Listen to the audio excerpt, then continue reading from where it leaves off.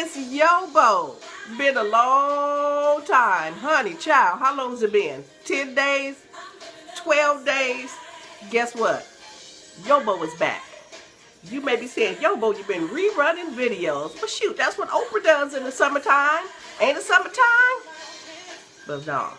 Tell you what I've been doing. I've been giving life to the vision. Let me tell you what I did. Hold on a second. Karen Clark. Just pause for me, dear. Just for a minute. See, look right over here. See y'all? Well, I would show you, but I'm too scared my camera may fall.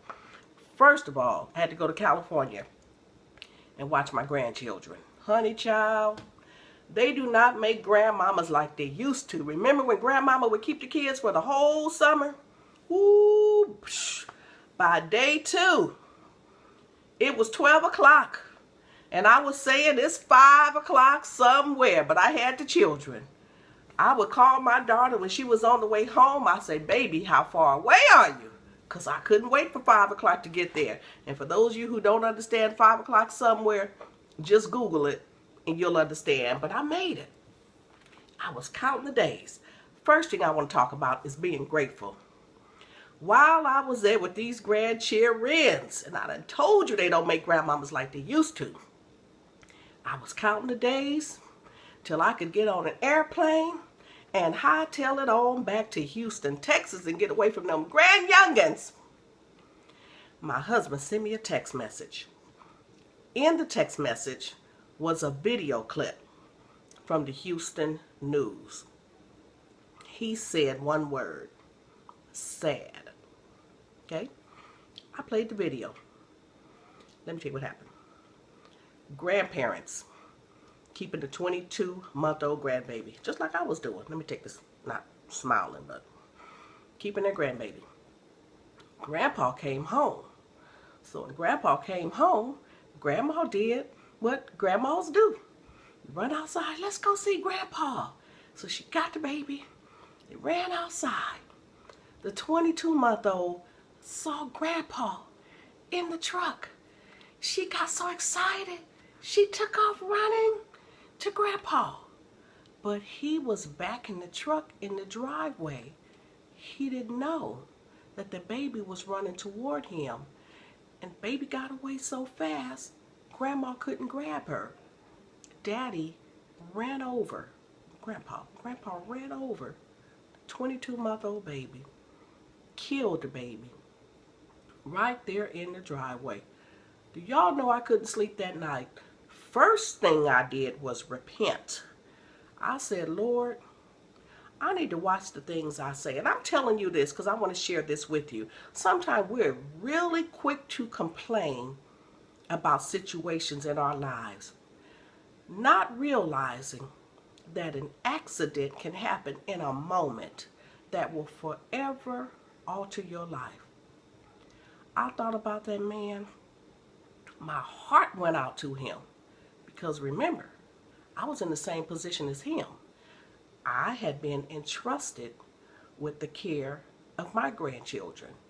And just for a fleeting moment, I had the thought, what if something happened to these children while they were in my care?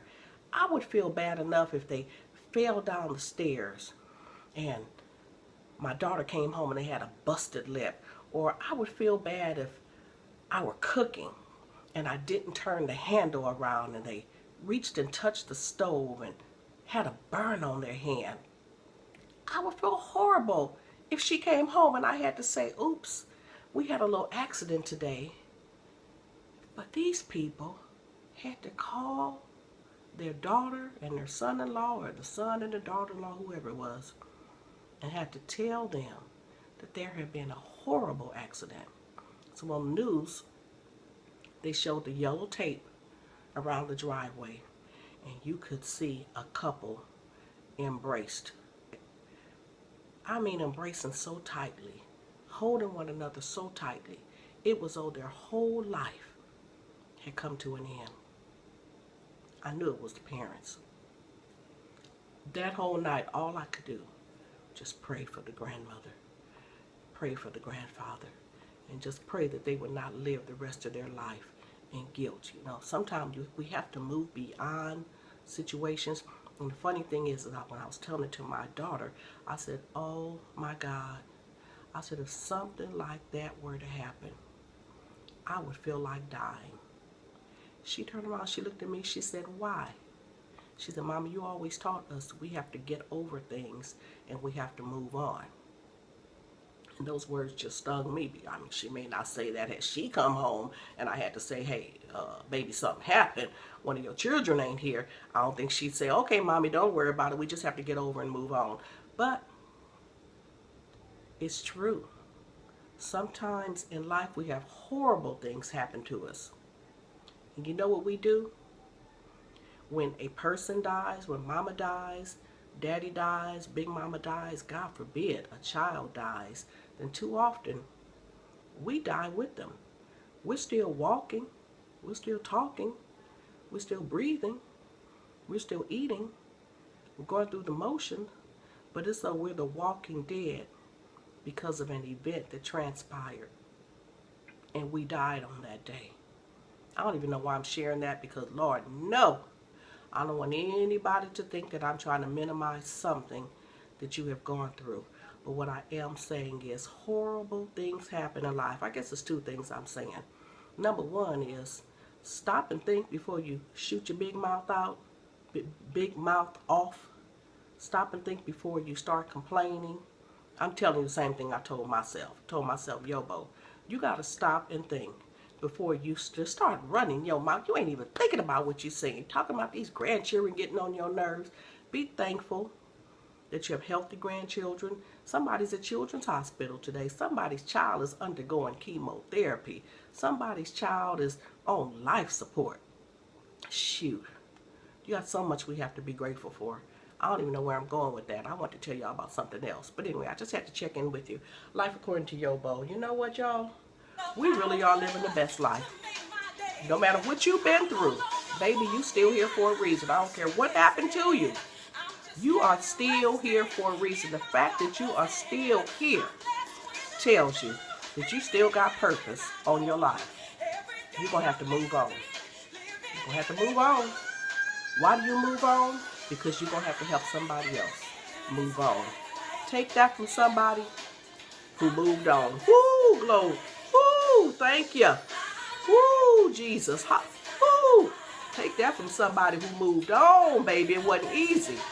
But I told myself, YoBo, you're going to have to move on. And I moved myself on. Didn't want to move on. I said, come on, girl. You got too much purpose on your life to sit here and die. I'm going to stop right there. All right, y'all. It's good to see you. I missed y'all. Okay? See you tomorrow. This is day 146. See you tomorrow. Day 147. For life according to YoBo. Give a life to the vision. Bye-bye.